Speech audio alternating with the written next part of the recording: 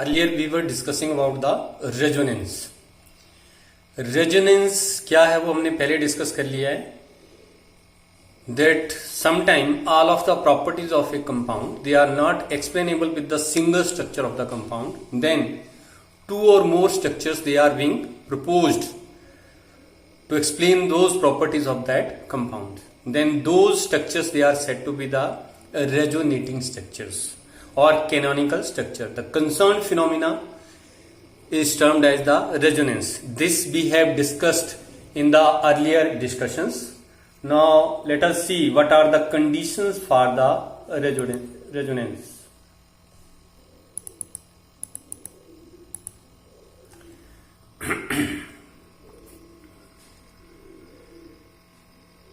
Whenever we are discussing the resonance, remember it is only the shift of the electrons that is allowed, not the shift of the atoms. कहने का मतलब है कि जब आप resonance show कर रहे हो तो रेजोनेंस में जो है वो इलेक्ट्रॉन्स की शिफ्ट होनी चाहिए, ना कि एटम्स की शिफ्ट होनी चाहिए. जो ये ऊपर स्ट्रक्चर है जो फर्स्ट इक्वेशन मैंने शो कर रखी है, तो इसमें पाई इलेक्ट्रॉन्स की मूवमेंट जो वो शो की है, जिससे प्लस और माइनस साइन आ रहे हैं. जिस तरफ को मूवमेंट होती है उस साइड माइनस साइन आता है, ऑक्सीजन के ऊपर नेगेटिव साइन आ गया. और जहां से मूवमेंट हुई है वहां लॉस ऑफ इलेक्ट्रॉन होता है तो उसके ऊपर क्या कौन सा साइन आता है? पॉजिटिव साइन आता है. तो केवल जो रेजोनेंस है उसमें शिफ्ट ऑफ इलेक्ट्रॉन्स होनी चाहिए, ना कि शिफ्ट ऑफ एटम्स.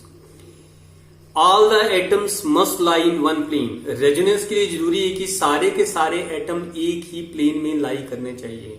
अगर कोई भी एटम दूसरे प्लेन में लाई करता है तो रेजोनेंस की बीच में ब्रेक हो जाएगी. ये वैसे आगे डिस्कशन में आता जाएगा कि must lie in one plane का क्या मीनिंग है.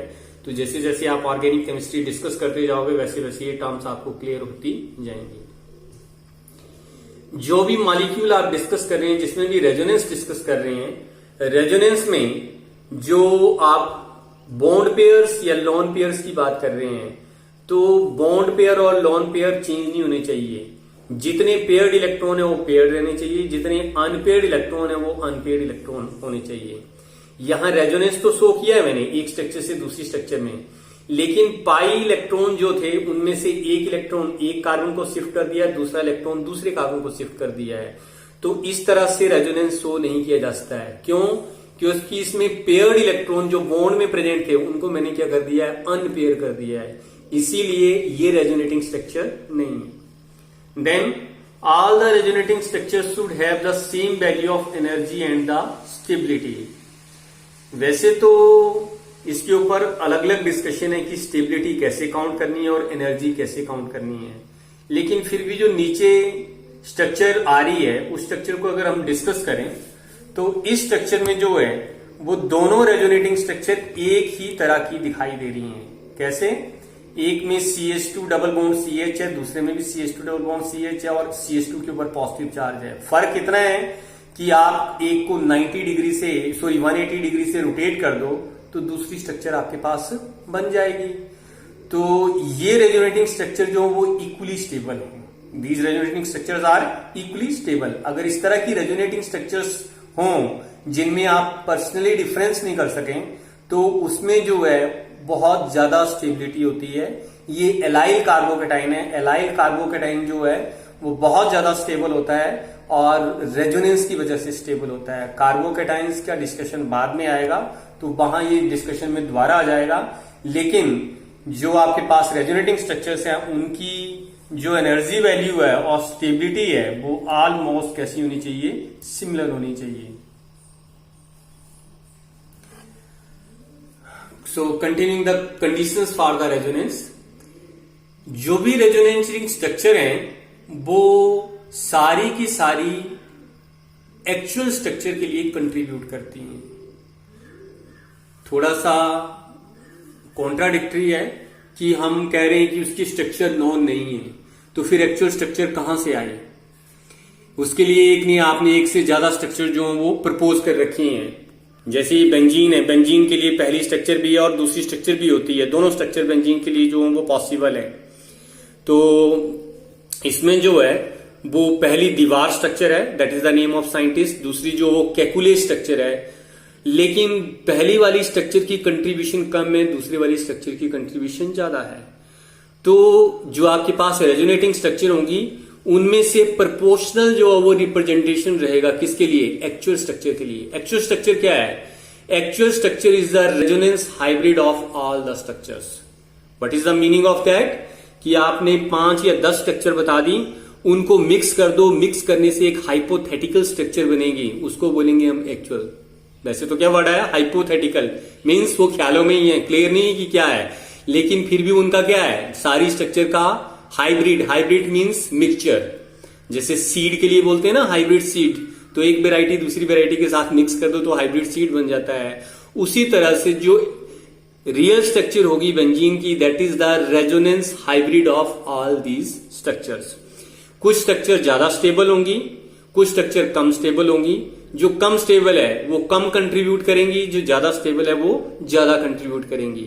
सो here Kekule structure is more nearer to the actual structure of the benzene. जितनी ज्यादा रेजोनेटिंग स्ट्रक्चर्स होती हैं उतनी ज्यादा उस मॉलिक्यूल की स्टेबिलिटी होती है। More the number of the resonating structure, more is the resonance energy as well as more is the stability. ये बाद में डिस्कशन में आएगा कि कैसे रेजोनेटिंग स्ट्रक्चर ज्यादा होती हैं तो स्टेबिलिटी क्यों हम ज्यादा काउंट करते हैं।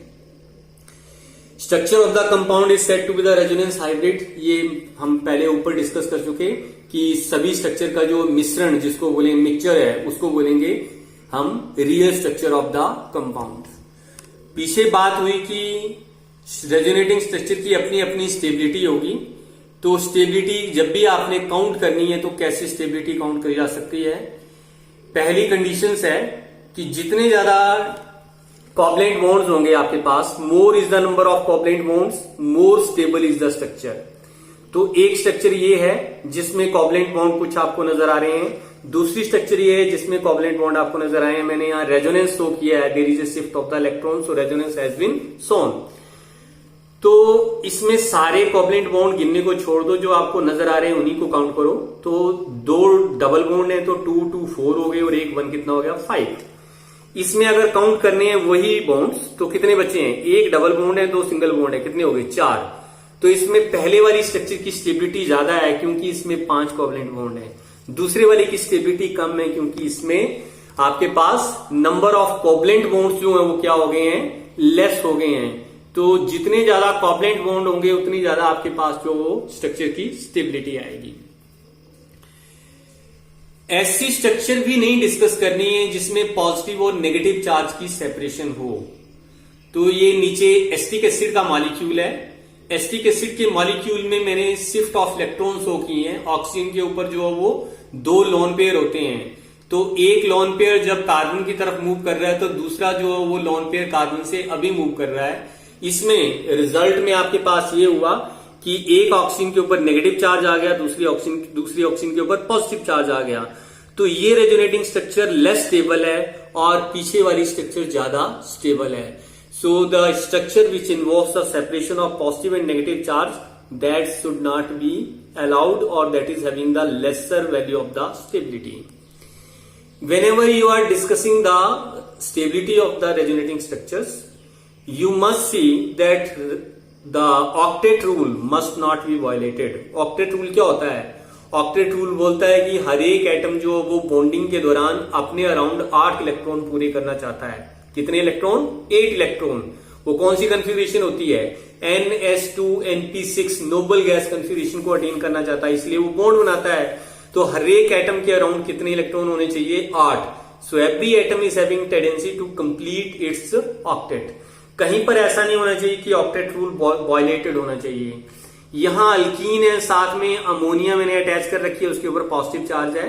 नाइट्रोजन के 3 बॉन्ड होते हैं, एक एक्स्ट्रा बॉन्ड वो बना लेता है because of the lone pair, तो 4 बॉन्ड हो गए। इससे ऊपर बॉन्ड नाइट्रोजन के नहीं बनते हैं। लेकिन अगर मैं ये शिफ्ट शो करता हूं, जो यहां शिफ्ट शो कर रखी है, तो इसमें नाइट्रोजन के आपके पास 5 बॉन्ड आ गए। कैसे? 2 बॉन्ड डबल बॉन्ड की वजह से हो गए और 3 हाइड्रोजन की वजह से हो गए। कितने हो गए? 5। तो जब नाइट्रोजन 4 बॉन्ड बना सकती है तो 4 2 8 इलेक्ट्रॉन पूरे हुए, लेकिन 5 बॉन्ड से कितने हो गए? 10 इलेक्ट्रॉन। तो स्पेशली सेकंड ग्रुप के केस में कौन सा? बोरॉन, कार्बन, नाइट्रोजन और ऑक्सीजन और फ्लोरीन, इसमें ऑक्टेट रूल डिसओबे नहीं होना चाहिए। तो इसमें ऑक्टेट रूल डिसओबे हो रहा है, नंबर ऑफ इलेक्ट्रॉन 10 हो गए नाइट्रोजन के अराउंड, तो इसीलिए इस तरह की रेजोनेटिंग स्ट्रक्चर नहीं लिखी जा सकती है। Positive charge should be on the less electronegative atom